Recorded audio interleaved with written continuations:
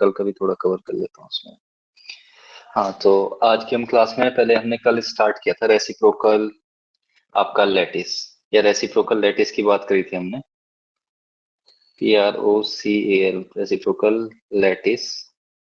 तो हमने reciprocal lattice को इजी क्या समझा था कि जो हमारे जो लैटिस होता है, जो रियल लैटिस होता है हमारा, तो उसमें जब मल्टीपल प्लेन्स होते हैं जो एक दूसरे के पैरेलल होते हैं तो उसकी स्टडी थोड़ा कॉम्प्लेक्स हो जाती है। तो साइंटिस्ट ने क्या किया कि जो जितने भी प्लेन थे हमारे, चाहे वो पैरेलल बने या अपवर्ड डायरेक्शन में बने या डायगोनल बने, जितने भी प्लेन बनेंगे, जिस भी डायरेक्शन में बनेंगे, उसको पढ़ने के लिए उन्होंने क्या किया कि उन्होंने कहा कि हम एक सेट ऑफ प्लेन को एक क्या करेंगे, आइडेंटिफाई पॉइंट से डिफाइन करेंगे।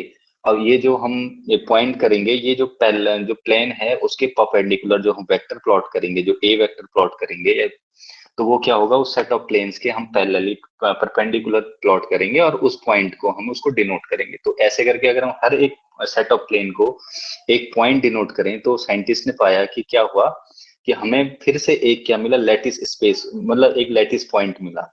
जो हमने रेसिप्रोकल स्पेस एक हमारा जो हाइपोथेसिस हमने ली कि हम एक सेट ऑफ प्लेन को क्या करें, एक पॉइंट एज्यूम करें जो एक वेक्टर प्लॉट करें पहले, जो उस प्लेन के परपेंडिकुलर हो, और वहां पे हम एक पॉइंट एज्यूम करें। तो उनको लास्ट में क्या मिला, एक number of planes lattice point मिला अगेन। तो उन्होंने इसी नंबर्स ऑफ जो ये हाइपोथेटिकल पॉइंट थे, इनको उन्होंने क्या बोल दिया कि ये हमारे क्या कहलाएंगे, रेसिप्रोकल लैटिस कहलाएंगे, रेसिप्रोकल लैटिस कहलाएंगे। अब हमने इसी रेसिप्रोकल में हमने ये चीज समझी कि हाँ ये क्या होता है, रेसिप्रोकल में हमने बोला कि ये क्या होता है, जैसे जो हमारे रियल लैटिस की जो वेक्टर होगा उसका क्या हो जाएगा, यहाँ प्रोपोर्शनल हो जाएगा, उसका जो रेसिप्रोकल में उसकी लेंथ होगी वो 1 बाई उसकी प्रोपोर्शनल हो जाएगी जो एक्चुअल लैटिस के है। तो ये हमने पढ़ा कि लैटिस वेक्टर एक कुछ अलग चीज नहीं है, जस्ट क्या है कि उनने सेट ऑफ प्लेन को एक पॉइंट आइडेंटिफाई किया और जो डिफरेंट पॉइंट हमें फिर मिले स्पेस में, उन्होंने उसको लैटिस और रेसिप्रोकल लैटिस नाम दे दिया। अब हमने इसमें कल पढ़ा था कि हमने सिंपल क्यूबिक के केस में रेसिप्रोकल लैटिस पढ़ा था, सिंपल क्यूबिक क्रिस्टल के केस में हमने रेसिप्रोकल पढ़ा था। तो हमें उसमें लास्ट में क्या पढ़ा था, रेसिप्रोकल जो वेक्टर्स मिले थे, कैपिटल ए, कैपिटल बी और कैपिटल सी, वो हमें मिले थे 2 पाई बाई ए की टर्म में।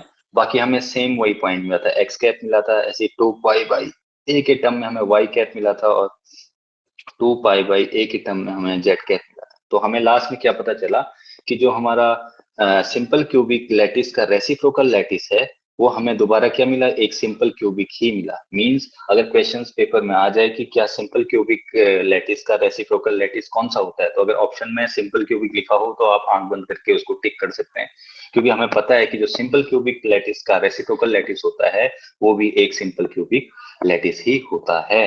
मतलब एक या सिंपल क्यूबिक क्रिस्टल ही मिलेगा या सिंपल क्यूबिक लैटिस ही मिलेगा। ठीक है, हम लैटिस इसलिए बोल रहे हैं क्योंकि हमने उसके ऊपर बेसिस नहीं लगाए हैं।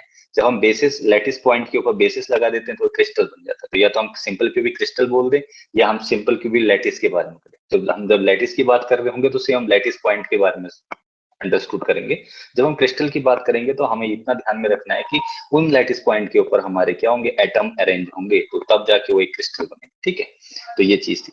अब आ जाता है हमारा बीसीसी के केस में। इसको मैंने कहा था मैं कल शॉर्ट में कवर करा दूंगा। तो बीसीसी के केस में हमारा जो रेसिप्रोकल लैटिस होता है वो क्या होगा, इसकी एक्चुअल में डेरिवेशन है, तो डेरिवेशन बहुत लेंदी हो जाएगी, तो मैं डायरेक्ट आपको उसके कोऑर्डिनेट बता देता हूँ। तो देखो, जब एक बीसीसी होता है, हमने क्या बोला, एक बीसीसी क्रिस्टल लिया, तो बीसीसी की क्रिस्टल की बाय डेफिनेशन क्या है, अगर हम उसको एक्स एक्सेस, इसको वाई एक्सेस को जेड एक्सेस ले लें, एक्स एक्सेस वाई एक्सेस, तो हमने क्या बोला, जो बॉडी सेंटर होता है उसमें जो एक एटम होता है वो सेंटर पे होता है, that's why we call that body centre crystal system या बॉडी सेंटर लैटिस, की एक पॉइंट उसका सेंटर में भी होगा। अगर क्रिस्टल की बात करेंगे तो एक एटम उसका सेंटर में भी होगा। तो इस तरीके के जो क्रिस्टल सिस्टम है इसको हम बोलते हैं बॉडी सेंटर क्रिस्टल सिस्टम। ठीक है, अब हमने इसकी बात करी कि इसके रेसिप्रोकल, अब क्या होगा कि जब इसके सेट ऑफ आइडेंटिकल प्लेन होंगे, जैसे एक ये प्लेन अपर प्लेन है, एक ये साइड प्लेन है, अब इसको हम परपेंडिकुलर करके कोई एक पॉइंट डिफाइन करेंगे, तो ऐसे हमें अलग अलग पॉइंट मिलेगा जो उसका रेसिप्रोकल स्पेस में जो लैटिस पॉइंट मिलेंगे उसे हम उस बीसीसी का रेसिप्रोकल लैटिस बोल देंगे कि वो हमें जो पॉइंट मिले वो उसके रेसिप्रोकल लैटिस है। तो अब इसमें क्या होता है, अब देखिए, अगर हम इसको ओरिजिन 0 से काउंट करें, तो ये सेंटर, एक एटम सेंटर पे है और हम बोलते हैं कि इसकी, अगर हमने डिस्टेंस बताया, हमने बोला ए डिस्टेंस है इसकी, इसके जो साइड्स की डिस्टेंस है या जो इसके एटम की पोजीशन है उसके बीच की डिस्टेंस ए है। तो अगर हम इसको अब रेसिप्रोकल स्पेस में लेके जाएं, पहले हम बीसीसी के कोऑर्डिनेट ही निकालते हैं। अगर हम ओरिजिन से लें तो ये सेंटर एटम आने के लिए हमें कितना चलना पड़ेगा, a/2 हाफ चलना पड़ेगा, ठीक है, क्योंकि ये सेंटर में है तो a का हाफ हो जाएगा।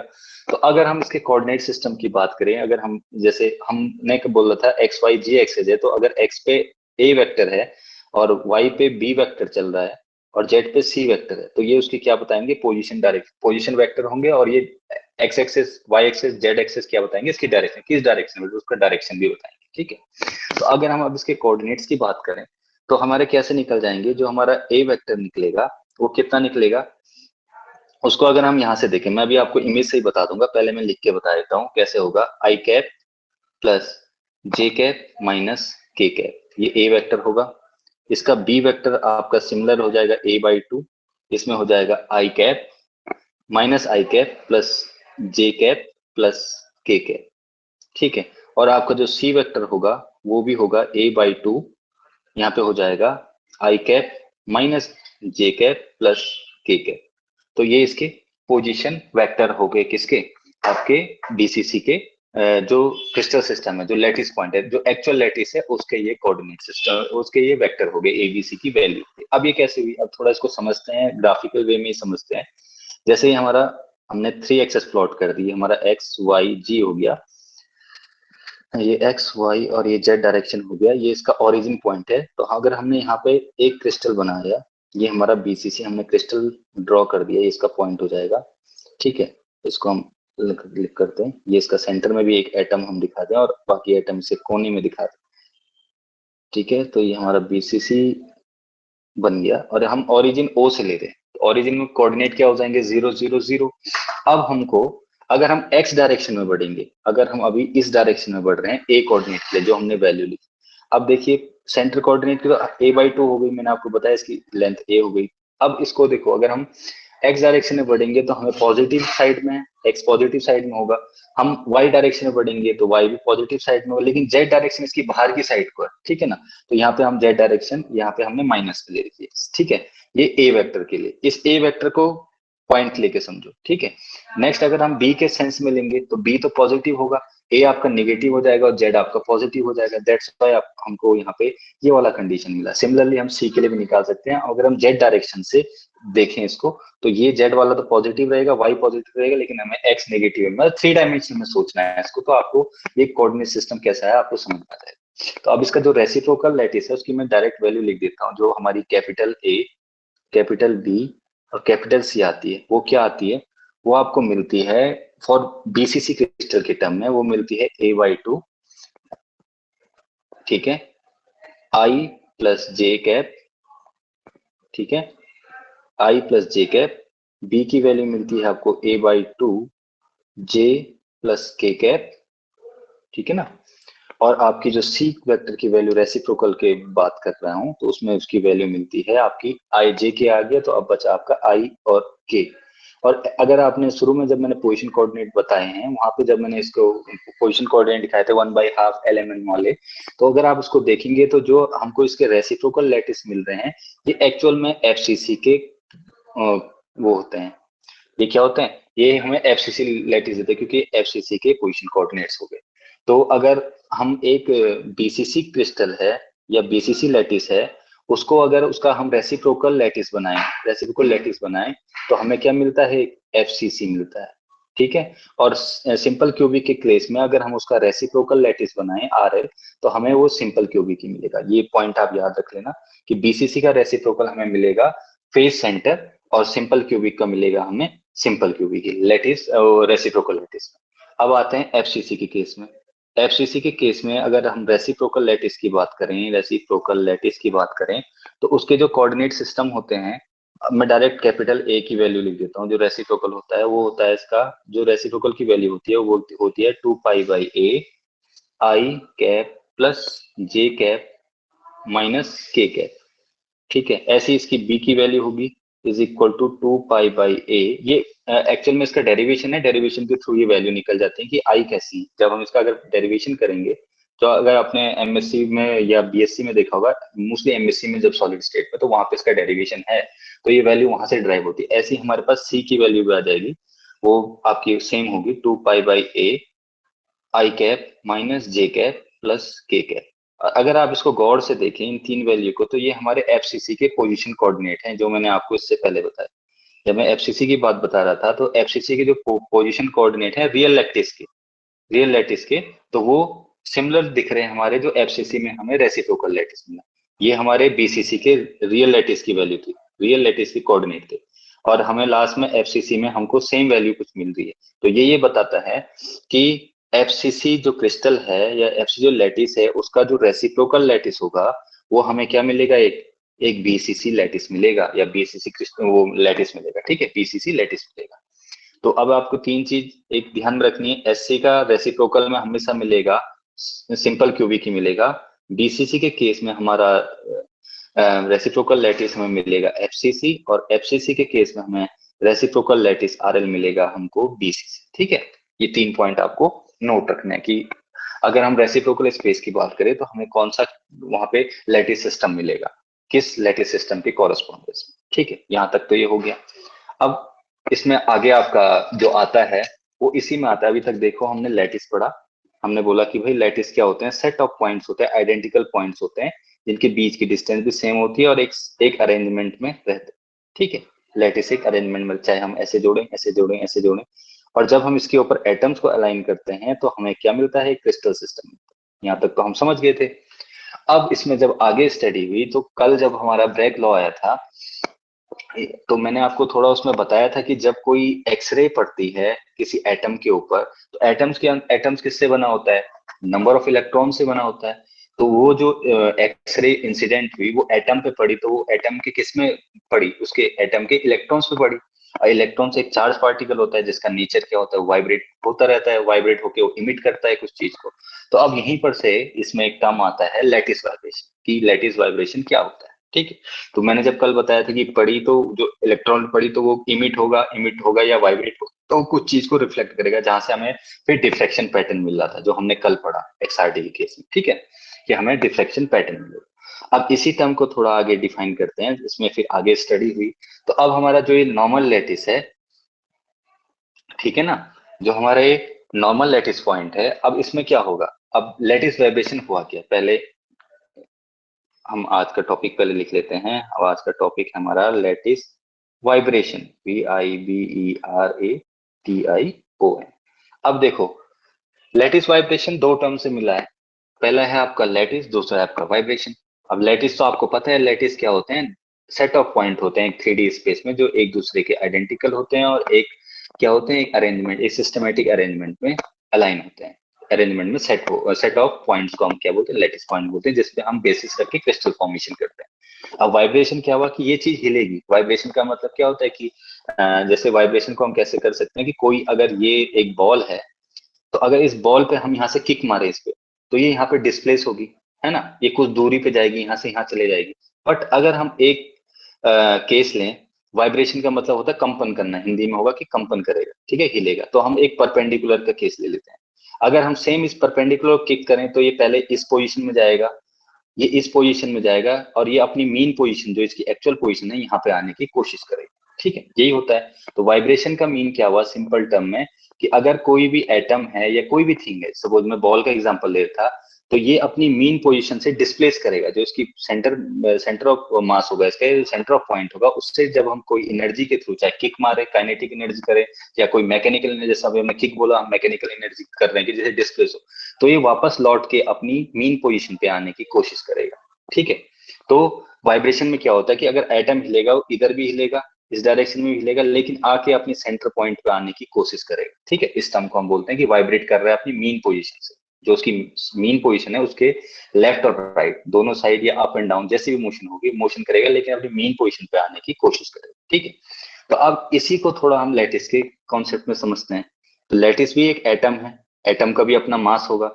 अगर हम इसको किक करते हैं, सपोज अभी हम अब इसमें स्ट्रेस डाल रहे हैं, मैकेनिकल स्ट्रेस डाल रहे हैं, तो ये अपनी जो मीन पोजीशन है उससे डिस्प्लेस करेगा, इधर को जाएगा। ठीक है, और अपनी मीन डिस्प्लेस करेगा और वापस अपनी मीन पोजीशन में आने की कोशिश करेगा। तो अब इन्होंने क्या एज्यूम किया कि सपोज जो ये लैटिस है, अभी तक हम इसको लाइन से ड्रॉ करते, इन्होंने बोला कि सपोज ये किससे कनेक्ट है, ये एक स्प्रिंग से कनेक्ट है। तो आपको पता है स्प्रिंग का बिहेवियर क्या होता है, कि स्प्रिंग को अगर हम खींचेंगे और जैसे हम उसको छोड़ेंगे तो अपनी वापस जैसे उसकी रियल पोजीशन थी उसमें आ जाता है, ठीक है, अपनी रियल पोजीशन में आया। तो उन्होंने क्या कहा कि जो ये लैटिस पॉइंट है और या इस पे जो एटम है ये किससे कनेक्टेड है, ये स्प्रिंग से कनेक्टेड है, किसी स्प्रिंग से कनेक्टेड है। अब जब हम इस पे काइनेटिक फोर्स या इस पे टेम्परेचर के थ्रू अगर हम हीट भी बढ़ाएंगे, हीट से भी मोशन आएगा, हम मैकेनिकल स्ट्रेस डालेंगे किसी भी वे में, अगर हम इस पे चाहे हम इलेक्ट्रोमोटिव फोर्स के थ्रू हम कोई एक्सटर्नल फोर्स लगाएं या हम कोई एक्सटर्नल मैकेनिकल फोर्स लगाएं, कोई धक्का दें या हम स्ट्रेस दें, ठीक है, प्रेशर दें, या हम उस पर कोई एक्सटर्नल एनर्जी को गर्म करें, तो क्या होगा, जो एटम होगा ये वाइब्रेट होने लगेगा। वाइब्रेट होगा मतलब अपनी मीन पोजीशन से डिस्प्लेस होगा। तो उन्होंने अब क्या बताया कि जब ये होता है कि when atom displace from its equilibrium position, जब अपनी इक्विलिब्रियम पोजीशन से कोई एटम डिस्प्लेस करता है तो वो क्या करता है, उसका जो रिजल्ट क्या पड़ता है वो एक पूरे के पूरे लैटिस पे पड़ता है। ऐसे नहीं कि सिर्फ ये एटम हिलेगा। तो इसको थोड़ा क्लियर समझे, अगर सपोज मैं इसको ऐसे स्प्रिंग से बना के एक एटम बनाया, सपोज मैं वन डायमेंशन की बात कर रहा हूँ, अभी हमारे पास 1D लैटिस पॉइंट है, लैटिस सिस्टम, ठीक है। तो 1D मतलब हमें एक सेट ऑफ चेन होगी, चाहे वो अगर अलोंग एक्स डायरेक्शन हो चाहे हम वाई डायरेक्शन की ओर बनाए, तो हमारे पास एक set of one dimension lattice है। तो मैंने अभी क्या बोला कि when we displace atom from its equilibrium position, अगर मैंने ये नंबर सपोज पहला एटम है, ये दूसरा एटम है, तीसरा एटम है, मैंने पहले एटम पे किक मारी, तो ये अपनी सेंटर जो इसकी पोजीशन है, ये इन सबकी सेंटर पोजीशन है, ये इस सेंटर पोजीशन से सपोज यहाँ पे आ गया, मैं इसको डॉट डॉट करके बना रहा हूँ, ये यहाँ पे आ गया, हिल के यहाँ पे आ गया, तो ये कुछ डिस्प्लेस हुआ, सपोज मैंने बोला ये एक्स वैल्यू डिस्प्लेस हुआ, तो ये क्या करेगा, वापस अपनी इस पोजीशन में आने की कोशिश करेगा, यहाँ पे आने की कोशिश करेगा, ठीक है, ये एक्स पोजीशन पे डिस्प्लेस हुआ। तो ये क्या बता रहा है कि मैंने जब क्या बोला कि when atom displace from its equilibrium position, तो उसका जो रिजल्ट होगा वो नॉट पर्टिकुलर इसी नंबर 1 के पार्टिकल पे ही उसका अंतर नहीं पड़ेगा, वो अलोंग इस नंबर 2 नंबर 3 तीनों जो एटम है इन पे भी उसका रिजल्ट पड़ेगा, उसका क्या पड़ेगा, इफेक्ट पड़ेगा। Means the result in the vibration motion of atom and the vibration of motion of the atom, ये क्या पड़ेगा, तो फॉर होल लैटिस, जितने भी नंबर ऑफ एटम्स है उस पे इसका क्या इफेक्ट पड़ेगा, और इसी इफेक्ट को हम क्या बोलेंगे, लैटिस वाइब्रेशन कहेंगे। मींस एक आइटम को अगर हमने डिस्प्लेस किया तो उसका पूरा का पूरा जितना भी लैटिस है उस पे भी कुछ ना कुछ डिस्प्लेसमेंट आएगा, और इसी डिस्प्लेसमेंट को जो ये लैटिस ने वाइब्रेट किया या जो अपनी मीन पोजीशन से डिस्प्लेस होकर दोबारा अपनी पोजीशन पे आया, इस पूरे जो सिस्टम है जो हमने इसको पढ़ा, इसी को हम क्या बोलते हैं, लैटिस वाइब्रेशन बोलते हैं, ठीक है। अब इसमें यहां तक तो हमने समझ लिया, अब ये किस किस फैक्टर्स पे इफेक्ट करता है, इसका क्या क्या फैक्टर्स पे इफेक्ट डालते हैं। पहला क्या होता है, अगर पहले तो मैंने आपको बता दिया, अगर एक एटम डिस्प्लेस होगा तो मींस उसका क्या होगा, जितने भी एटम है उस लैटिस के अंदर या जितने भी लैटिस पॉइंट है वो सब क्या होंगे, डिस्प्लेस होंगे from its mean position. Means एक एटम के इफेक्ट होने से सारे एटम जो उस लैटिस में प्रेजेंट है उन सब पे उसका इफेक्ट पड़ेगा। सेकेंड वन, जब ये एटम वाइब्रेट करेगा, पर्टिकुलर एटम वाइब्रेट करेगा, तो ये क्या कर सकता है, जब मैंने आपको बताया कि इसमें मैकेनिकल स्ट्रेस पड़ सकता है, इस पे हम हीट के थ्रू भी इस पे डिस्प्लेसमेंट ला सकते हैं, वाइब्रेट करा सकते हैं, या कोई हम एक्सटर्नल इलेक्ट्रोमोटिव फोर्स भी इस पे लगा सकते हैं, एक ईएमएफ भी हम इस पे अप्लाई करेंगे तो ये वाइब्रेशन करेगा। और इसमें एक चीज बात है कि जो ये लैटिस वाइब्रेशन होता है, जो आपका लैटिस वाइब्रेशन है, लैटिस वाइब्रेशन ये क्या करता है, ये कोई भी वैल्यू टेम्परेचर की किसी भी वैल्यू इस पे अप्लाई होगी, मतलब ये ऑल टेम्परेचर पे अप्लाई करेगा including absolute zero temperature, absolute zero temperature पे भी ये अप्लाई करेगा, ठीक है। नेक्स्ट वन, अब हमने यहाँ पे लैटिस की बात कर ली कि भैया ऐसे कि हमारा लैटिस वाइब्रेट होता है कि अगर एक चीज हिली तो सारी चीज जितने भी उस पे चेन में कनेक्ट होकर उस सब पे उसका इफेक्ट पड़ेगा, मींस वो भी थोड़ा बहुत हिलेंगे, ठीक है, यहाँ तक क्लियर हो गया। अब यहाँ से बात आई कि जो हमारा जो ये लैटिस वाइब्रेशन है ये हम क्यों पढ़ रहे हैं, तो ये अलग अलग वे में, जैसे हमारे पास कल एक क्वेश्चन आया था, मैंने बोला था कि अगर एक सिंपल क्यूबिक क्रिस्टल है उसको एक अंडरगो हीट ट्रीटमेंट के अंदर गया, हीट ट्रीटमेंट के अंदर मतलब उस पे एक उसको टेम्परेचर दिया गया और वो चेंज होके क्या बन गया, टेट्रागोनल बना। तो ये क्यों बना होगा, उस पे जब हीट अप्लाई की तो उसके जो अंदर का एटम है उस पे वाइब्रेशन होने लगा होगा, जब वाइब्रेशन से वो डिस्प्लेस हुए होंगे तो एक टाइम पे अगर हम बहुत ज्यादा हीट दे देते हैं तो क्या होता है कि जो एटम है वो अपनी मीन पोजीशन पे नहीं आ पाता, तो क्या होता है उससे क्या हुआ, सिमेट्री चेंज हो गई, और जब सिमेट्री चेंज हुई तो जो सिंपल क्यूबिक सिमेट्री थी वो चेंज होके एक हीट पे वो टेट्रागोनल सिमेट्री बन गई। तो ये चीज भी इस पे क्या डालती है, इम्पैक्ट डालती है। सिमेट्री चेंज कैसे होता है, हीट के थ्रू भी होता है। जैसे मैंने बोला क्रिस्टल क्या करते हैं, अलग अलग फेज ट्रांजिशन पे जाते हैं, चाहे टेट्रागोनल पे जा सकते हैं, ऑर्थोरॉम्बिक पे जा सकते हैं, मोनोक्लिनिक पे जा सकते हैं। तो इसी के बारे में हम पहले लेटिस वाइब्रेशन में पढ़े। अब आता है इसमें पहला टर्म आता है कि पहले हम पढ़ते हैं सिंपल, मैंने अभी पहली बात करी, हम 1D के लिए पढ़ेंगे, मींस जिसमें वन डायमेंशनल मतलब लैटिस होगा, और इसमें पढ़ेंगे हम पहले मोनोएटॉमिक के लिए। तो मोनोएटॉमिक क्या हुआ, मोनोएटॉमिक मीन्स हुआ जितने भी ये एटम अभी तक बने हुए हैं ये सारे एक टाइप के एटम हैं। अगर सपोज ये Na है तो सबके सब Na के बने हैं। इसमें ऐसा नहीं है कि एक Na है एक Cl, मीन्स इनका साइज शेप मास सब इक्वल है। तो मीन्स मोनोएटॉमिक मतलब एक टाइप के एटम का हम सिस्टम पढ़ रहे हैं, 1D monoatomic system. Monoatomic, monoatomic मतलब एक ही टाइप के, ठीक है। 1D मोनोएटॉमिक का क्या पढ़ रहे हैं हम, लैटिस वाइब्रेशन पढ़ रहे हैं, LV मैंने शॉर्ट टर्म में लिख दिया। तो हम पहले पढ़ेंगे वन डायमेंशनल मोनोएटॉमिक लैटिस का लैटिस वाइब्रेशन। अभी मैंने आपको क्या बताया कि ये हमारा लैटिस पॉइंट होता है, लैटिस पॉइंट पे हमारे क्या होते हैं, हमारे एटम्स होते हैं, तो हमारा क्रिस्टल बनता है, और ये 1D सिस्टम है। अब एक इसमें एक और बात आती है, अभी हमने अभी तक इसको लाइन में कर रहे थे, अब हम जब इसकी वाइब्रेशन की बात करेंगे तो हम इसको स्प्रिंग स्प्रिंग कैलकुलेट कर लेंगे कि स्प्रिंग से कनेक्टेड है। किससे कनेक्टेड है, ये स्प्रिंग से एक दूसरे से कनेक्टेड। क्योंकि स्प्रिंग का क्या है कि अगर उसको हम धक्का देंगे तो अपनी दोबारा पोजीशन पे आएगा। तो हम इस चीज को समझने के लिए हमने एज्यूम किया कि जो ये लैटिस पॉइंट है ये एक दूसरे से कैसे कनेक्टेड है, स्प्रिंग के थ्रू कनेक्टेड है एक दूसरे से। अब इसमें क्या होता है कि एक टर्म आता है इसमें होमोजीनियस का, कि इसमें होमोजीनियस, यहाँ पे क्या है कि ये होमोजीनियस नहीं है, ये नॉन होमोजीनियस है। अब यहाँ पे एक टर्म आया नॉन होमोजीनियस, जो मैंने सिस्टम बनाया मैं इसको कह रहा हूँ नॉन होमो, OUS, ये नॉन होमोजीनियस। अब आप बोलोगे सर कि होम नॉन होमोजीनियस हुआ क्या। नॉन होमोजीनियस मीन्स क्या होगा कि जो इसका डायरेक्शन मतलब इसका जो डायरेक्शन का अरेंजमेंट, तो मतलब एक सेट ऑफ टाइप में, मीन्स उसके बीच एक क्या है, एक पर्टिकुलर इसके बीच में एक डिस्टेंस है, एक डिस्टेंस पर हमने सेट ऑफ बना रखा, मतलब उसके वो एक डायरेक्ट अरेंजमेंट है, मतलब आया उसका एक डायरेक्शन अरेंजमेंट। एक होता है टर्म होमोजीनियस। तो होमोजीनियस क्या हुआ, मतलब एक दूसरे से चिपके हुए, ऐसे समझो सपोज एटम क्या है एक दूसरे से चिपके हुए हैं, तो एक होमोजीनियस सिस्टम है। और हम अभी बात कर रहे हैं नॉन नॉन होमोजीनियस की, ठीक है। यहाँ तक आपको क्लियर हो गया। अब हम इसको थोड़ा स्टार्ट करते हैं कि इसकी कैसे होगी। मैं आपको इसी की डेरिवेशन बता रहा हूँ कि होगा कैसे। बाकी हम जब वन डायमेंशन, अभी हम मोनोएटॉमिक की बात करें, जब हम डायटोमिक की करेंगे तो उसकी डेरिवेशन भी सिमिलर होगी। तो हम उसको इसी डेरिवेशन समझ जाएंगे कि उसकी वैल्यू कैसे निकालने। बाकी उसमें थोड़ा मैथमेटिकल टर्म है तो आपको सॉल्व करना आना चाहिए, वो मैं बता दूंगा कैसे करना है। तो अभी हम पढ़ रहे हैं one dimension monoatomic lattice vibration. अब यहाँ तक मैंने बता दिया, ठीक है, कि जो एटम्स हैं वो क्या है, एक दूसरे से स्प्रिंग से कनेक्टेड, ऐसे ऐसे ऐसे स्प्रिंग से कनेक्टेड है, ठीक है।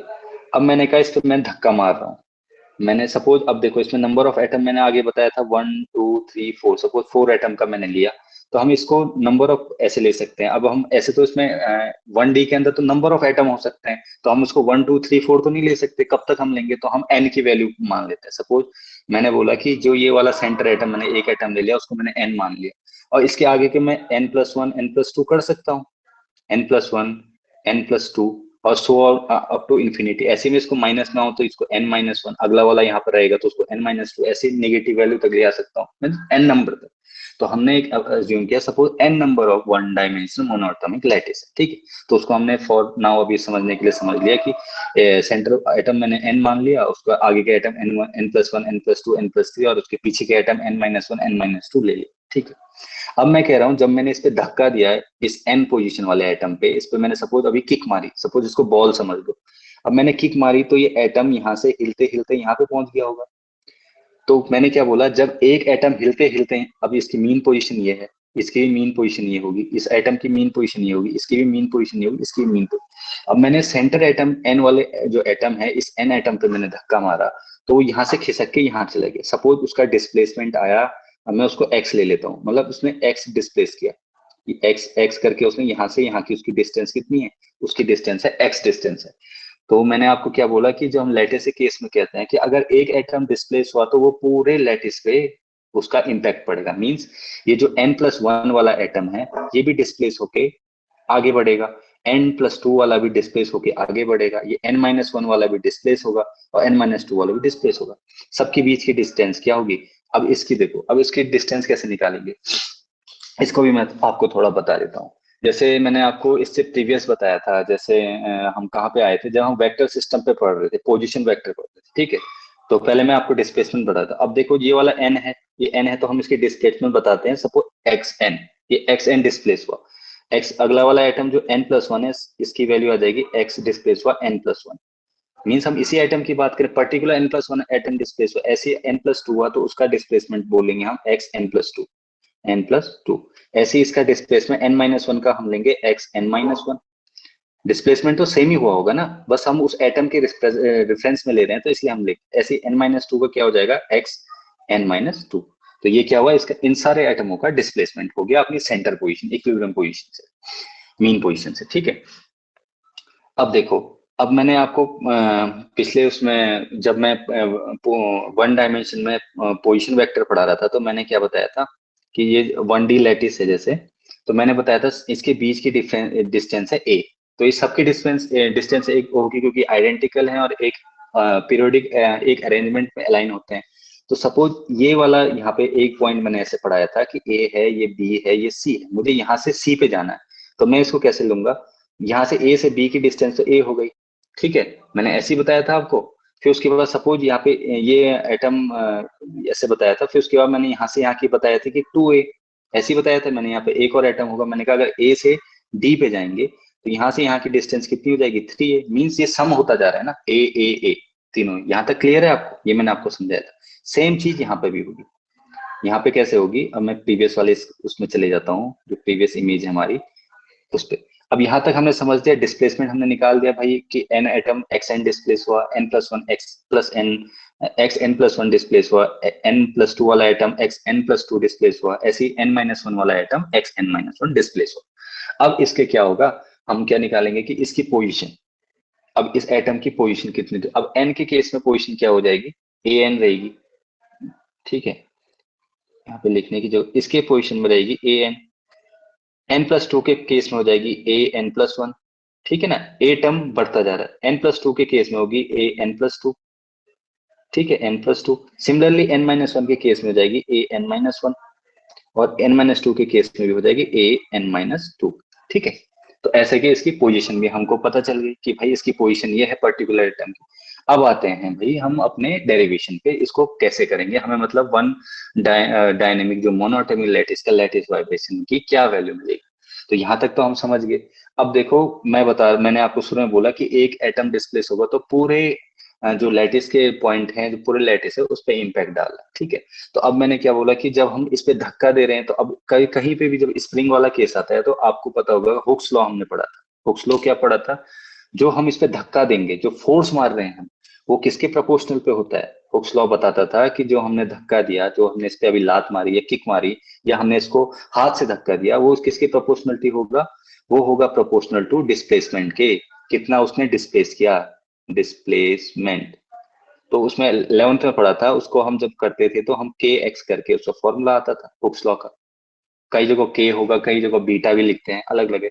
जैसे मैंने जो फॉलो किया था, तो हमारे मतलब मैंने तो के एक्स पढ़ा था, तो मैं के एक्स से ही बता रहा हूँ आपको, ठीक है। तो ये क्या बताता था, ये होता था आपका हुक्स लॉ, ये स्प्रिंग के उसमें काम करता था, हुक्स लॉ बोलते थे इसको, ठीक है। तो हम यही हुक्स लॉ, क्योंकि हमने यहाँ पे स्प्रिंग सिस्टम मान लिया है इसको, कि ये एक दूसरे से कैसे कनेक्टेड है, स्प्रिंग के थ्रू कनेक्टेड है, तो यहाँ पे हम हुक्स लॉ के थ्रू क्या करेंगे, इसका लैटिस वाइब्रेशन को अंडरस्टैंड करने की कोशिश करेंगे, ठीक है। तो एक चीज आपको ध्यान रखनी है कि वाइब्रेशन में हम किसका कहाँ से करेंगे स्टार्ट, अगर स्प्रिंग सिस्टम मान दिया तो वहां पर हमारा हुक्स लॉ आएगा, ठीक है। यहाँ तक हम समझ गए। अब हम क्या लेंगे, हमने क्या लिया, अब हम लेंगे कि हम क्या करेंगे, जो इस सिस्टम पे है, इसमें तो मैं नंबर ऑफ एटम ले लिए, N minus two, N plus N minus two, N N minus one, N plus one, N plus two, तो मैंने तीन चार एटम ले लिए। तो सपोज हम पढ़ते हैं किसी थ्री एटम्स के लिए, ठीक है। फॉर नाउ हम थ्री या फोर किसी भी एटम्स के लिए पढ़ सकते हैं। हमने सपोज एन माइनस वन से एन प्लस टू तक के एटम ले लिए, या एन माइनस वन से एन प्लस वन तक के एटम ले लिए, कोई थ्री एटम, ठीक है। तो अब हम करेंगे, मैंने आपको बोला कि हम हुक्स लॉ से यूज करेंगे। तो सपोज हम क्या करेंगे, जो स्प्रिंग है इसके बिटवीन, इस एटम के बीच की स्प्रिंग है, तो वो क्या करेगी, जब हम धक्का देंगे तो खींचेगी, ठीक है। जब ये एटम यहाँ से यहाँ जाएगा, यहाँ से यहाँ जो एक्स डिस्प्लेसमेंट लिया इस एटम ने, तो ये जो स्प्रिंग है ये क्या होगी, ये खिंचकेगी, बीच में दबेगी। तो जब ये दबेगी तो इस पे जो स्ट्रेस पड़ेगा तो ये इसकी अपोज मतलब अपनी रियल पोजीशन मानने की कोशिश करेगा, तो इसे दोबारा धक्का देगा। तो इस केस में हम यहाँ पे क्या करेंगे, जो elasticity I due to the displacement, तो इसलिए हम क्या करेंगे, इस सिस्टम को सपोज हम क्या करेंगे, हुक्स लॉ से हम पहले अंडरस्टूड करेंगे, ठीक है। तो हम क्या करेंगे, हम किसी भी एक एटम पर क्या करेंगे, अभी हुक्स लॉ लगा लेंगे। सपोज हम एन एटम पे लगा लें, एन एटम पे पढ़ रहे हैं, तो हम क्या करेंगे, हम अपने एन एटम पे क्या बोलेंगे कि हम हुक्स लॉ लगाते हैं, जिससे उसके बाद हम सारे एटम्स का हम पे कैलकुलेट करेंगे। तो हमने क्या किया, एन एटम का जो मोशन है, तो वो क्या होगा, क्या उसके जो नजदीक जो एटम होगा उस पर क्या करेगा, इंपैक्ट डालेगा। अगर मैं इस एन एटम पे इस केस में धक्का दूं, तो ये N1 वाला जो एटम है इस पे भी इसका अंतर पड़ेगा, और जब ये इधर को खींचेगा, N1 डायरेक्शन में खींचेगा, तो जो N-1 वाला एटम है ये भी तो N की डायरेक्शन में आएगा। तो ये जो N एटम है ये अपने आसपास के एटम्स को इंपैक्ट करेगा, मींस जो N एटम है उससे इंपैक्ट किसको पड़ेगा, एक N+1 को पड़ेगा, सेकेंड N-1 को पड़ेगा। तो फिर क्या करेंगे, so for in the N atom case, तो हम बोलेंगे, सपोज हम N एटम ले रहे हैं, स्मॉल N एटम के केस में ले रहे हैं, so for in N atom case हम क्या कह रहे हैं कि वो इंपैक्ट किस पे डाल रहा है, अपने नियर बाय एटम पे डाल रहा है। अपने केस ये किस पे इंपैक्ट डाल रहा है, ये जो इंपैक्ट डाल रहा है ये डाल रहा है अपने आगे वाले एटम पे। तो इसका आगे वाला एटम क्या है, एन के आगे वाला N+1, और एक ये अपने पीछे वाले एटम पे डाल रहा है, तो उसका जो पीछे वाला एटम है वो कौन सा है, N+2। तो सपोज जब हमने एन वाले एटम पे धक्का दिया, तो इसने क्या किया, दो जो इसके आसपास के जो इसके पड़ोसी एटम थे उस पे थोड़ा इफेक्ट पड़ा इसके धक्का लगने। तो अब हम यहाँ पे हुक्स लॉ अप्लाई करेंगे। अब इसको थोड़ा मैं यहाँ पे क्लियर करके समझा, यहाँ तक तो आपको समझ में आ गया। अब हम इसी तीन एटम को लेते हैं। सपोज पहले मैंने एटम लिया था एन, ये इस पे स्प्रिंग है, और ये एक और एटम है ये, ठीक है, ये स्प्रिंग है, ये एक एटम आ गया ये। अब ये वाला एटम एन था, ये वाला एटम N+1 हो गया, और ये वाला एटम हो गया N-1। तो मैंने कहा जब मैंने इसको धक्का दिया यहाँ से यहाँ पे गया ये एटम, तो इसके बीच की डिस्टेंस मैंने बोला XN हो गई। तो इस वाले एटम पे भी धक्का पड़ा, ये यहाँ से यहाँ पहुंच गया, तो इसकी हो गई XN+1।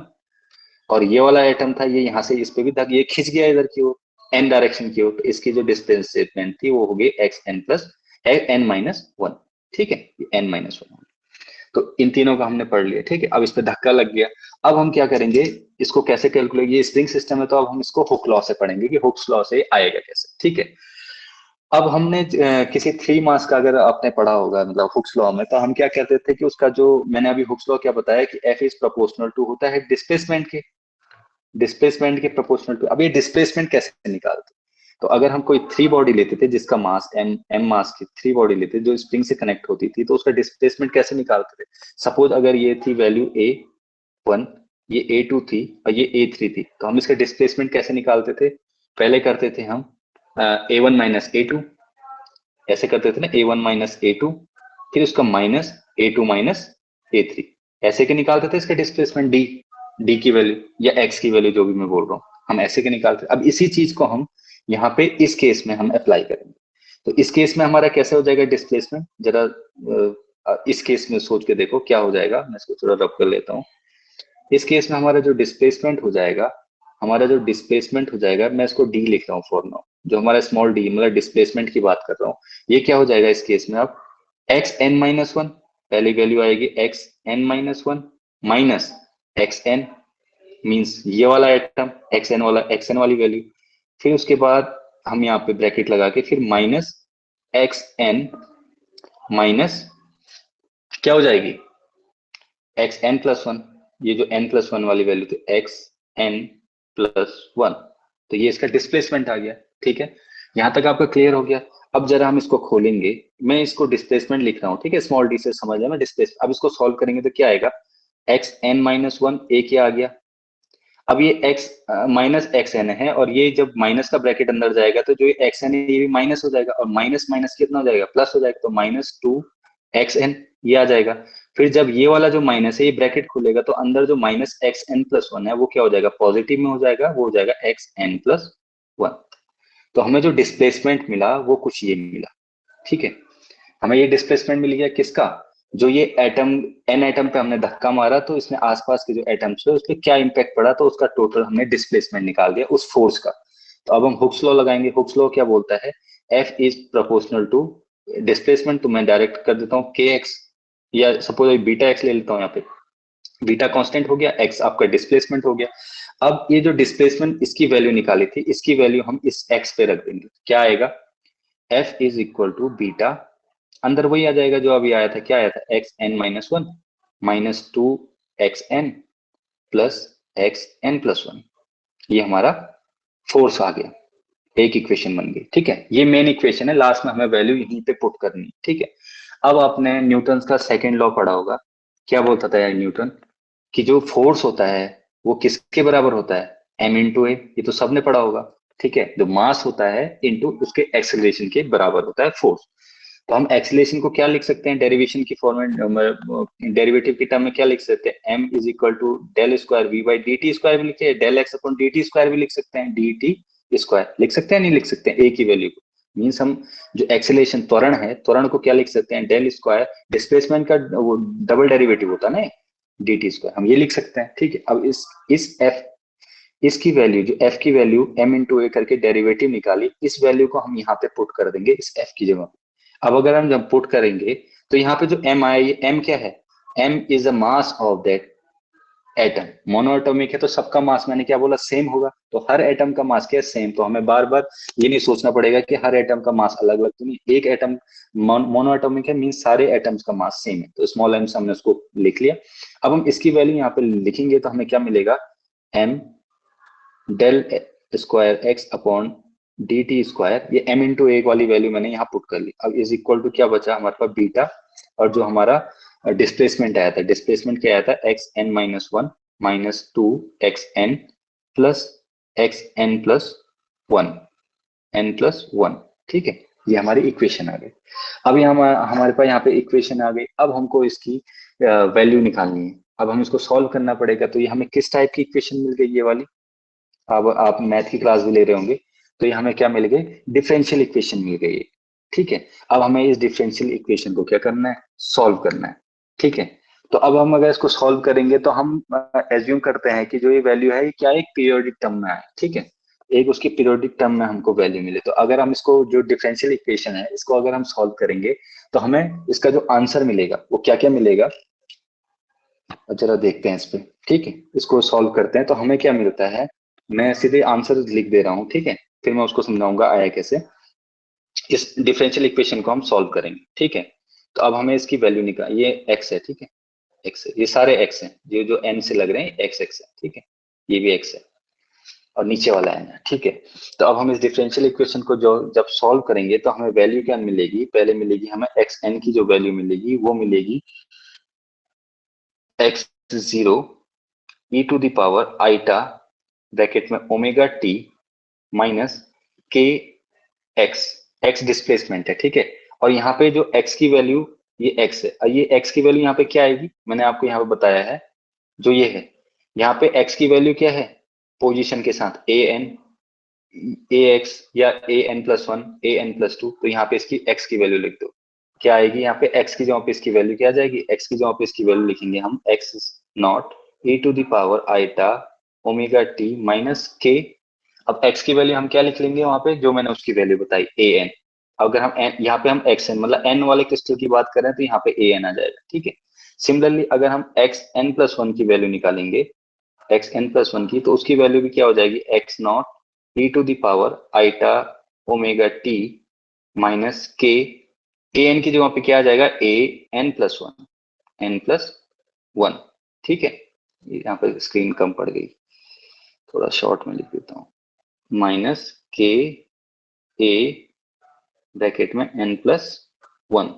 ठीक है, ये हमें वैल्यू मिल गई। ऐसे ही हमें एन माइनस वन की वैल्यू क्या मिलेगी, एक्स एन माइनस वन की वैल्यू मिल जाएगी, वो भी हमारी क्या होगी, x not E to the power आईटा omega T minus k एक एन माइनस वन। इसको मतलब इतना याद करने की जरूरत नहीं, लास्ट में तो आपके फॉर्मूला आएगा, बट मैं समझा रहा हूँ ये डेरिवेशन की वैल्यू, मतलब डेरिवेशन होगा कैसे। ठीक है, अब देखो यहाँ पे एक चीज और टर्म को आपको बताना था, वो ये था कि यहाँ पे जो ये वैल्यू आई हमारी e to the power आईटा omega t, तो कई बुक्स में यहाँ पे क्या होगा कि आपका जो, जैसे मैंने x1 x2 x3 ले रखा है, या x n plus one n plus two ले रखा है, कई जगह पे उसको कोई और टर्म ले रखा होगा, सपोज ए की वैल्यू ए प्लस वन ए प्लस टू, या कहीं पे you plus one you plus two. Displacement को मैंने यहाँ पे डिस्प्लेसमेंट एक्स से दिखाते हैं मैथमेटिकली, इसलिए मैंने यहाँ पे भी एक्स ही डिस्प्लेसमेंट ले रखा है। ठीक है, तो अगर बुक्स में आपका डेरिवेशन में ए होगा या यू होगा तो घबराने वाली बात नहीं है, चीजें सेम है, बस उसकी वैल्यू उन्होंने अलग अलग सबने अपने अकॉर्डिंग मानी। जैसे हमने डिस्प्लेसमेंट हम एक्स से दिखाते हैं, तो मैं एक्स से ही डिस्प्लेसमेंट दिखाता हूँ, ठीक है। अब हमारे पास ये तीन वैल्यूज आ गई, ठीक है। अब इसमें क्या है, ओमेगा क्या है, ओमेगा ध्यान रखना, ओमेगा क्या है आपकी एंगुलर फ्रीक्वेंसी है, एंगुलर फ्रीक्वेंसी है, फ्रीक्वेंसी, ठीक है। किसकी है, उस वेव की जिसके कारण मतलब वो मोशन आया है, ठीक है। अगला आ रहा है आपके पास के टर्म, के को क्या बोलते हैं हम, वेव वेक्टर बोलते हैं, ये तो आपको पता होगा वेव वेक्टर। या इसको एक और टर्म अभी इस केस में क्या बोल सकते हैं, प्रोपोगेशन वेक्टर बोल सकते हैं, वैसे वेव वेक्टर बोलते हैं, ठीक है। तो या प्रोपोगेट वेक्टर बोल सकते हैं इसको। और के की वैल्यू हमको पता है, के की वैल्यू होती है 2 pi by lambda. Wave vector के केस में अगर लें तो के इज इक्वल टू होता है 2 पाई बाई लैम्डा, ठीक है। अब यहां से हमारे पास तीनों वैल्यू आ गई। अब इस तीनों वैल्यू को हम क्या कर सकते हैं, हम इस जो हमारा जो मेन फॉर्मूला मैंने यहाँ पे लिखा था, ये वाला फॉर्मूला, इसमें हमारे पास एक्स एन की वैल्यू हमें मिल गई, XN-1 की भी मिल गई और XN+1 की भी मिल गई। तो इस तीनों वैल्यू जो हमारे पास आई, अगर हम उसको इस फॉर्मूले में लिखेंगे, आप रफ कॉपी में सॉल्व कर लेंगे, तो आप उस वैल्यू को यहाँ पे डालना, तो आपको लंबी इक्वेशन मिलेगी। फिर ए की पावर बाहर लेके जो सेम सेम टर्म है उनको लेना, तो फिर वो कटेंगे पीटेंगे आपस में, लास्ट में आपको कुछ लास्ट में कुछ वैल्यू मिलेगी। अगर मैं यहाँ पे दिखाऊं, एक्चुअली में स्क्रीन थोड़ा बड़ी हो जाएगी, वरना मैं करके दिखाता। अगर आप सारी वैल्यू लिखोगे तो बीटा के अंदर पहले आपको XN-1 की वैल्यू आएगी, तो आपकी क्या हो गई, x0 e⁻⁴ कितनी आ गई थी, ओमेगा टी, यहाँ पे था माइनस, आई थिंक हाँ के था, और यहाँ पे ए के साथ क्या था N-1, ठीक है।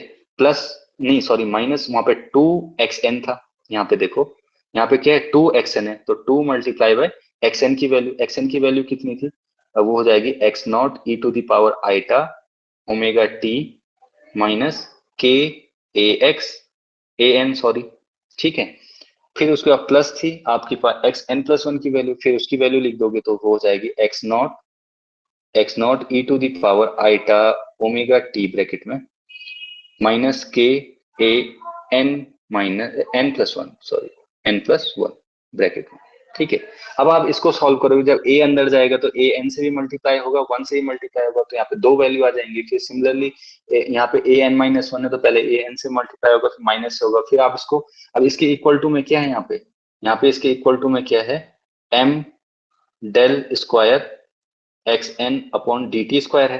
तो यहाँ पे इसका डबल डिफरेंशिएट भी कर देंगे, कैसे, यहाँ पे हमारे पास है md² / dt ऑफ, हमारे पास क्या थी पहली वैल्यू इनिशियल, हमने n वाले आइटम को लेके चले ना, n वाले आइटम को, तो हमारे पास यहाँ पे xn की वैल्यू क्या है हमारे पास, मैं सीधे सीधे xn की वैल्यू लिख दूं, तो xn की वैल्यू हमने क्या निकाली है, हमारे पास आई है x0 e⁻⁴ ब्रैकेट में omega T minus K A N. याद रखिए, अब मैं इसको डबल डिफरेंशिएट करूं, तो डबल डिफरेंशिएट आपको आता होगा करना। अगर मैं e की पावर के केस में डबल डिफरेंशिएट करूं, तो पहले डी बाई डी के टर्म में पहले एक बार ओमेगा बाहर आएगा, आइटा बाहर आएगा, फिर एक डबल डिफरेंशिएट करूंगा, फिर से ओमेगा और आइटा बाहर आ जाएगा। तो इसका क्या डबल डिफरेंशिएशन होगा, m करके कुछ ऐसा आएगा, आइटा ओमेगा का होल स्क्वायर, यही आएगा ना। डबल डिफरेंशिएशन तो आपको आता होगा, आता है, आता तो होगा, सर पढ़ाते होंगे आपको। फिर हाँ, आपको फिर यहाँ पे मिल जाएगा iota omega T minus K A N, जो भी आएगा, ठीक है। अब यहाँ पे आपको पता है मैथमेटिक पढ़ रहे हो, तो आइटा स्क्वायर कितना होता है, -1 होता है। आइटा स्क्वायर की वैल्यू कितनी होती है, -1। अगर मैं इसको स्क्वायर को खोल दूं, तो आइटा स्क्वायर को मैं डायरेक्ट ऐसे भी लिख सकता हूँ, -m ओमेगा स्क्वायर, क्योंकि आइटा स्क्वायर मैंने वैल्यू पुट कर दी, फिर हमारे पास जो भी टर्म बचा ई iota omega T minus K A N. अब इसके इक्वल टू पे फिर ये सारी वैल्यू आ जाएगी बीटा वाली, इसको भी सॉल्व करें, इसको ये सारी वैल्यू इसके इक्वल टू में आ जाएगी। तो पहले मैंने ये वाला पार्ट लिखा, उसके बाद मैंने m डेल स्क्वायर XN/dt² कर दिया, ठीक है, dt², डबल डिफरेंशिएशन है, तो मैंने डबल डिफरेंशिएशन कर दिया, तो मेरे को जो भी वैल्यू आई, अच्छा यहाँ पे एक और टर्म छूट, x0 भी छूट गया, x0 भी रहेगा, ठीक है। तो यहाँ पर तक एक टर्म आ गया। फिर जो देखो यहाँ पर से x0 इस यहाँ भी कॉमन है हर जगह, तो x0 कॉमन निकाल के हम इस x0 से इसको कट कर सकते हैं, तो x0 की वैल्यू यहाँ से खत्म हो जाएगी, तो हमारे पास सिर्फ बचेगा m -m ओमेगा स्क्वायर ई आई इधर अंदर उसके आएगा omega T minus k x, और उसके साथ उसके बाद में ये वैल्यू आएगी। तो अगर आप इसको सॉल्व करोगे, तो मैं लास्ट में डायरेक्ट वैल्यू लिख लेता हूँ। अभी इसमें बीच में एक और टर्म भी आएगा, जब आप इसको सॉल्व करोगे तो कुछ ऐसा आएगा, मैं बीच का टर्म दिखा देता हूँ, क्योंकि स्क्रीन थोड़ा छोटी है ना, तो मैं इसलिए प्रॉपर नहीं कर पा रहा हूँ, उसमें आ नहीं पा रहा है। तो लास्ट में जब आप उसको अंदर का, मैंने कहा ना, आप जब ये सब खोल दोगे, ये आईटा स्क्वायर के n-1, तो ये कुछ कटेंगे कुछ बचेंगे, तो जो लास्ट में बचेगा इसके बाद ये क्या बचेगा, बीटा तो सब में कॉमन है, बीटा बाहर आ जाएगा, अंदर आपका कुछ ऐसा बचेगा, E eta K N A by two minus E की power minus eta minus iota iota K A by two का होल स्क्वायर, मतलब आप इसको होल स्क्वायर की टर्म में लिख सकते हो, ठीक है। तो ये कुछ ऐसा आएगा, क्योंकि ए स्क्वायर प्लस बी स्क्वायर का कुछ फॉर्मूला बनेगा, जब इसको क्रॉस करोगे तो आपके पास टू की वैल्यू यहाँ पे है, तो A square plus minus B square का बनेगा, जो होता है A square plus B square minus two A B. तो ये कुछ ऐसा फॉर्मूला बनेगा जब आप इसको सारा खोल के कट करके देखोगे, ठीक है। तो अगर मैं देखो यहाँ पे ये वाला फॉर्मूला बन गया, इसको थोड़ा सिंप्लीफाई करूँ तो कुछ ये साइन थीटा वाला फॉर्मूला बन रहा है। अगर मैं इसके बाई में टू आयोटा का मल्टीप्लाई कर दूं, ठीक है ना, और इसके साथ इसका मल्टीप्लीकेशन और डिवीजन दोनों कर दूं, तो जो ये वाला बीच का टर्म बचा, ये होता है साइन थीटा। अगर आपने पढ़ा होगा, साइन एक्स की वैल्यू क्या होती है, साइन एक्स की वैल्यू होती है E to the power eta X minus E to the power minus eta X upon two iota, होती है। ये वाली वैल्यू अगर मैं इस केस में पुट कर दूं, इसलिए मैंने यहाँ पे टू आईटा का मल्टीप्लीकेशन और टू आईटा का डिवीजन कर दिया, तो हमें थोड़ा और सिंप्लीफाइड फॉर्म में मिल जाएगी। तो हमें क्या मिल जाएगा यहाँ पे सीधे, मैं थोड़ा बैक कर यहीं पे लिख देता हूँ, स्क्रीन नहीं बची है।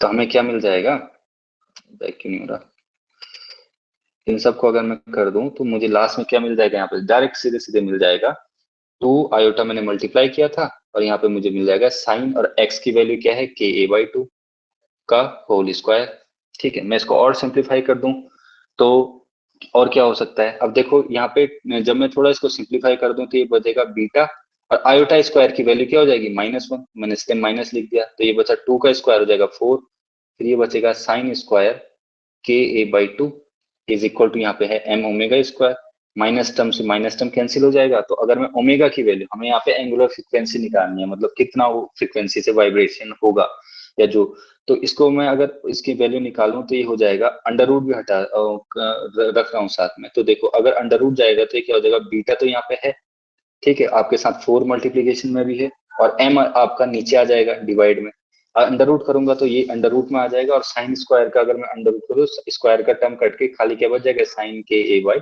टू, लेकिन जो अंडर ये प्लस माइनस ये वैल्यू, क्योंकि अंडर रूट करा ना हमने, तो plus minus under root 4 beta by m sine square के ए बाई टू। तो ये क्या आती है इसका, वन डायमेंशन मोनोएटॉमिक जो क्रिस्टल लैटिस है, उसका क्या आता है, लैटिस वाइब्रेशन आता है, ठीक है।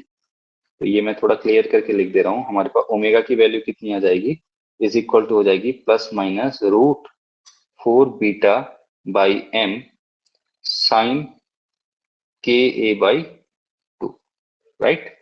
ये हमारे पास वन डायनेमिक जो वन डी लैटिस है उसका लैटिस वाइब्रेशन आ जाएगा। सिमिलरली अब ऐसी केस में, अब मैं एक मिनट रिकॉर्डिंग स्टॉप करता हूँ, stop recording, save and exit, continue. अब यहाँ से मैं स्टार्ट दोबारा करा रिकॉर्डिंग मैंने, तो अब देखो हमने यहाँ तक पढ़ लिया, हमने कहा जी कि वन डायमेंशन में जब इस पे अगर धक्का मार रहे हैं तो इसके आसपास के जितने भी एटम है उस पे भी इसका इम्पैक्ट पड़ेगा। तो अब हमने ये पढ़ दिया, अगर हम सेम चीज पूरे लैटिस में पढ़े तो इसका लैटिस पे भी तो अंतर पड़ेगा, अगर ये लैटिस मल्टीपल वाला है। तो मैंने ये भी बताया कि अगर एक पे डिस्प्लेसमेंट हुआ तो ये पूरे के पूरे इस लैटिस पे इम्पैक्ट डाले, ठीक है। यहाँ तक आपको समझ में आ गया कि लैटिस वाइब्रेशन का टर्म कैसे काम करता है। और अभी हमने क्या पढ़ा है, वन डायनेमिक मोनोएटॉमिक पढ़ा। अब इसमें एक और होता है वन डायनेमिक, मोनो की जगह पे आ जाएगा diatomic, one D diatomic, diatomic lattice vibration, VIB। अगला आपका टॉपिक आता है one dimension diatomic lattice vibration. देखो इसका भी सेम तरीके से आप करेंगे, थोड़ा इसमें थोड़ा ट्रिकी है तो मैं वो समझा देता हूँ, बाकी डेरिवेशन आप सिमिलरली जैसे 1D का किया वैसे ही आपका 2D का होगा। वहां पे हमने साइन एक्स का e to the power i x minus e to the power minus x वाला फॉर्मूला की, यहाँ पे हम कॉस का टर्म लेंगे, कॉस का वाला वही होता है e की पावर आई एक्स वाला होता है ना, उसमें बस बाई टू होता है, टू आयोटा नहीं होता अंडर रूट में, टू वाला टर्म यूज करेंगे और उससे निकालेंगे। अब थोड़ा पहले इसको समझते हैं। अब पहले तक मैंने आपको बताया कि वन मोनोएटॉमिक में क्या था, एक ही मास के जो एटम से उससे मिलके जो लैटिस बना था उसकी हम स्टडी कर रहे थे, लैटिस वाइब्रेशन, ये वाला सिस्टम था। लेकिन अब डायटोमिक में क्या आएगा कि इसमें दो तरीके के एटम, मतलब दो अलग अलग एटमों से मिलके बना है। सपोज एक बड़ा एटम होगा और एक छोटा एटम होगा, ये कुछ ऐसे से, तो इसका जो अगर मैं फॉर्म करूं तो ये कुछ ऐसा बना होगा, ये छोटा एटम है, फिर ये बड़ा एटम होगा, फिर ये छोटा एटम होगा, फिर ये बड़ा एटम होगा, फिर ये छोटा एटम होगा, फिर ये बड़ा एटम, छोटा, फिर ये सब भी स्प्रिंग, क्योंकि हम वाइब्रेशन पढ़ रहे हैं तो हम उसको स्प्रिंग से समझेंगे, ये सब किससे कनेक्टेड है, स्प्रिंग से कनेक्टेड है, ठीक है। तो ये होगा कुछ तरीके का आपका 1D डायटोमिक, डायटोमिक ये वाला सिस्टम होगा नीचे वाला, मतलब अलग अलग मास के दो एटमों से मिलके बने।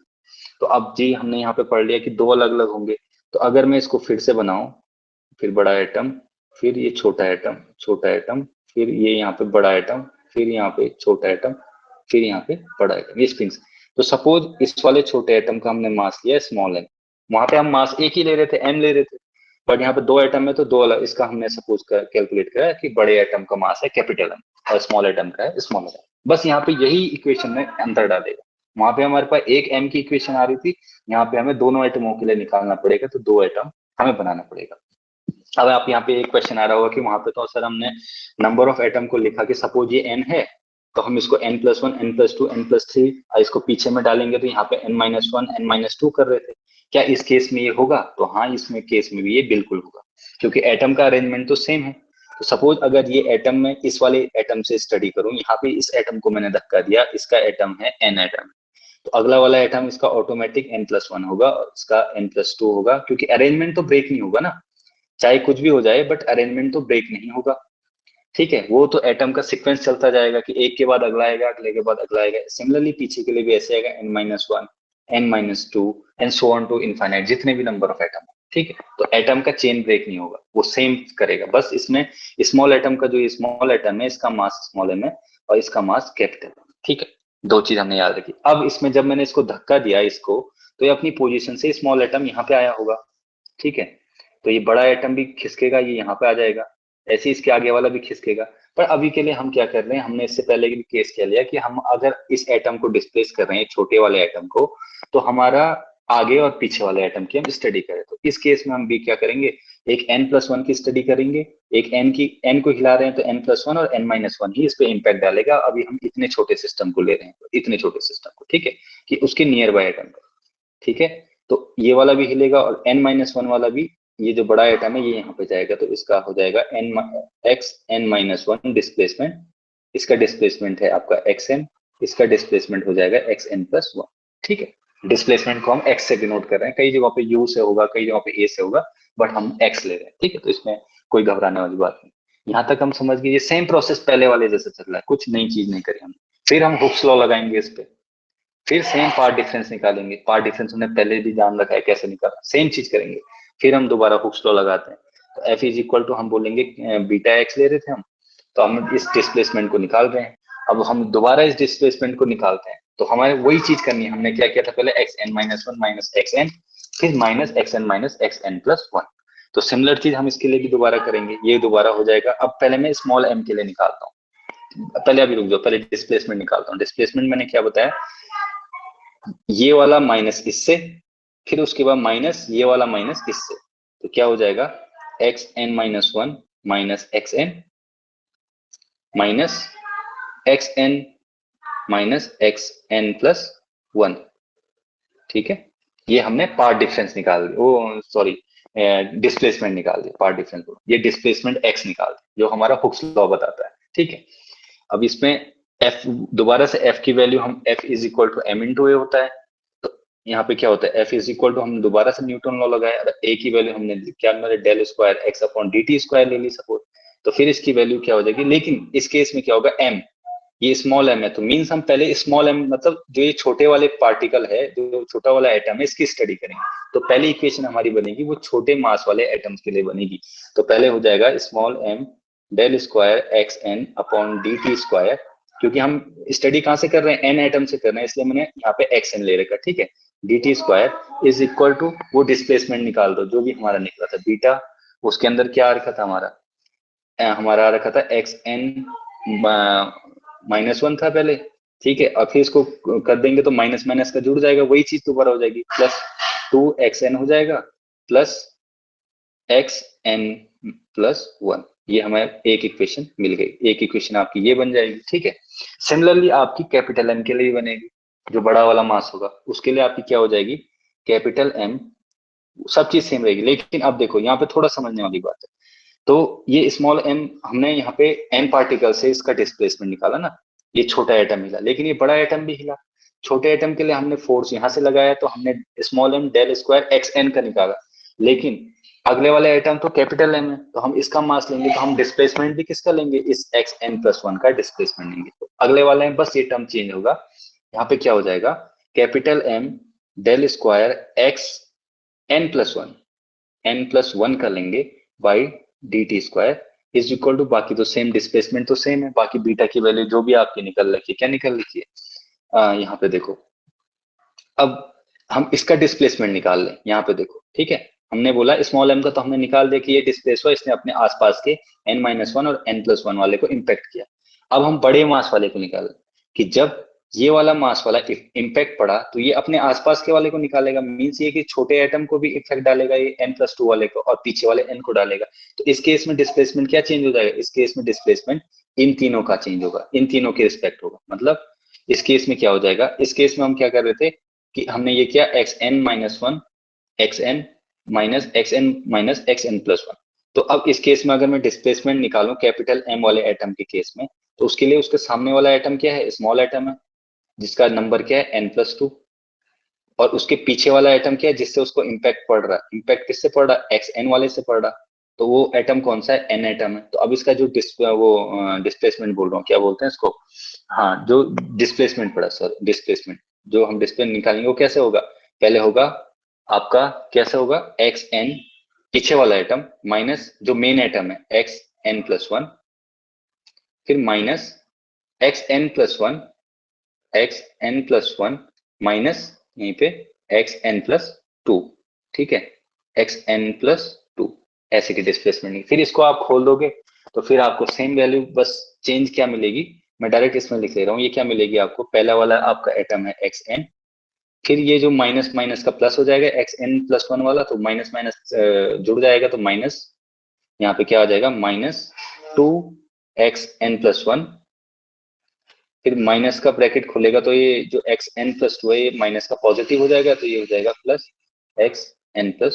तो ये आपको इक्वेशन मिल गई, किसके टर्म में, कैपिटल M, जो बड़ा वाला एटम डिस्प्लेस हुआ उसके टर्म में हुक्स लॉ मिल गया, इक्वेशन 2। अब आपको यहाँ से किसकी निकालनी है, फिर डबल डिफरेंशिएशन इक्वेशन मिल गई आपको, ये डिफरेंशिएट इस वाली इक्वेशन 2, और जो आपको इससे पहले इक्वेशन 1 आई स्मॉल m के टर्म में, इन दोनों इक्वेशंस को आपको सॉल्व करना है, इस वाली को और इस वाली को। फिर आपको कुछ वैसी वैल्यू मिलेंगी दोबारा, जैसे स्मॉल m के टर्म में फिर आपको क्या मिलेगी, उसमें आपको मिलेगा xn इज इक्वल टू, वहां पे हमने बीटा लिया था तो यहाँ पे हम a से डिनोट करेंगे, a e⁻i omega t minus k, और x की वैल्यू क्या है जो मैंने वो बताई थी, वो है xa, वहां पे a भी तो है, जो मैंने शुरू में बताया था कि अगर ये यहाँ से यहाँ चलेगा, ये जो पोजीशन में है, इसकी अगर x है तो इसकी पोजीशन क्या है, xa है, इस n+1 की क्या है, a x+1 है, ठीक है। ऐसे इस आगे वाले क्या आएगी, a x+2,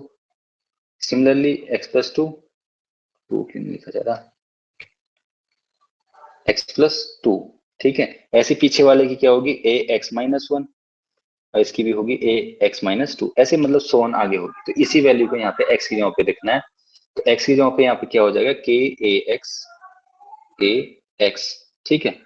उसके बाद सिमिलरली आपकी नेक्स्ट आती थी a n+1 की वैल्यू आएगी, वो भी सेम कुछ ऐसी आएगी, a e⁻i omega t minus k a x+1 ऐसी वैल्यू आएगी, ठीक है। ऐसी n+2 की भी आएगी, ऐसी xn-1 की भी आएगी, ठीक है।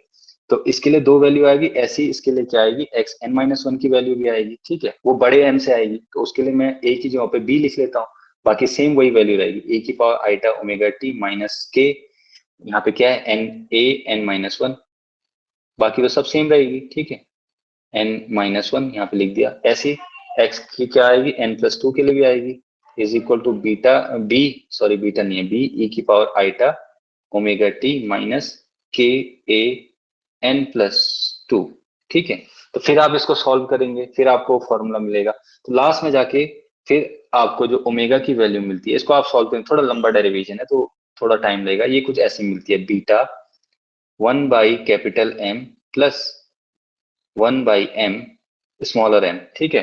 उसके बाद मिलती है सीधे मैं इसको ओमेगा का स्क्वायर की वैल्यू लिख दिया, प्लस माइनस यहाँ पे लिख रहा हूँ, इसके आगे ही है प्लस माइनस, यहाँ पे मिलेगा beta root 1/M plus 1/m का होल स्क्वायर, फिर आगे और बच गया टर्म, मैंने और छोटा लिख दिया, माइनस यहाँ पे बचेगा 4 साइन स्क्वायर, कैसे लिखें इसको, यहाँ पे लिख देता हूँ, यहाँ से लिख रहा हूँ plus minus root 1/m plus 1/m का whole square minus 4 sine square के ए अपॉन कैपिटल M और स्मॉलर m अंडर रूट, ठीक है। ये कुछ वैल्यू आती है आपकी ओमेगा स्क्वायर की। तो ये आपका होता है वन डायमेंशन डायटोमिक जो लैटिस है उसका लैटिस वाइब्रेशन, ठीक है। तो ये उसकी इक्वेशन है। तो यहाँ तक अब क्लियर हो गया। तो ये मैंने थोड़ा पढ़ाने के टर्म से बताया कि ये आगे वाला कैसा आएगा, बट आपको मेन टर्म समझाना था कि लैटिस वाइब्रेशन होता क्या है, ठीक है। और ये जो प्रीवियस वाले में हमारे पास ओमेगा की वैल्यू आई वो कैसा आई वो थोड़ा समझाएंगे। तो आज हम यहीं तक कंक्लूड करेंगे, ठीक है ना। आप ये वाली जो मैंने इससे पहले वन डायनेमिक डायटोमिक का बताया, इसका आप जो मैंने इक्वेशन छोड़ दी थी आप उसको सॉल्व कर सकते हैं, आपको यही वैल्यू दोबारा मिलेगी। आपको वहां पे पहले क्या मिलेगा, एक लीनियर इक्वेशन मिलेगी लास्ट में जब आप कंपेयर करोगे। तो आप लीनियर इक्वेशन के कोफिशिएंट कैसे निकालते हो, उसके लिए आपको उसका डिटरमिनेंट 0 करना पड़ता है, फिर हम उसकी इक्वेशन वहां से प्लॉट करके उसमें ओमेगा की वैल्यू वहां से आती है, जो मैंने ये लिखी हुई ओमेगा स्क्वायर, ठीक है।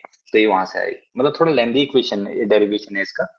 बाकी मेन था समझने का कि आपको समझना है कि ये काम कैसे करता है, मतलब ये छोटा वाला सिस्टम जब एक से एटम रहते हैं वो कैसे काम करता है, जब बड़ा एटम होता है तो उसमें कैसे काम होता है, उसमें एटम्स के प्लेसेस कैसे रहते हैं, अगर एक एटम डिफ्लेक्ट हुआ तो दूसरे एटम पे क्या आता है।